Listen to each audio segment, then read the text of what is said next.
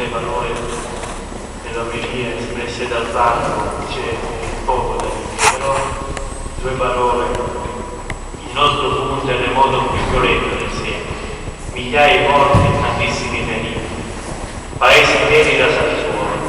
La furia di quel sisma colpì in particolare Lioni, Sant'Angelo, Pozzo, Teoro, Maledetto e ancora lo. Per tutti coloro che il 23 novembre del 1980 c'erano, è impossibile non avere dentro un dolore grande, una ferita che lascia tracce tangibili. La terra tremò per 90 secondi interminabili e poi il crollo delle mura, ma soprattutto degli alberi. Troppi morti che si contarono e troppe le lacrime che si versarono. Per chi ha avuto la fortuna di nascere dopo è difficile rendersi conto della paura e del dolore che si vissero in quei giorni di 30 anni fa.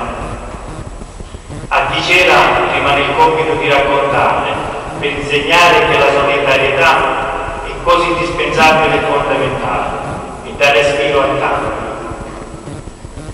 Oggi siamo qui per ricordare tutti i morti di quella tragedia, però permettetemi di ricordare un amico che ho nel cuore, Amato Paviola, che fino a qualche ora prima ci allietava con le sue dolci note.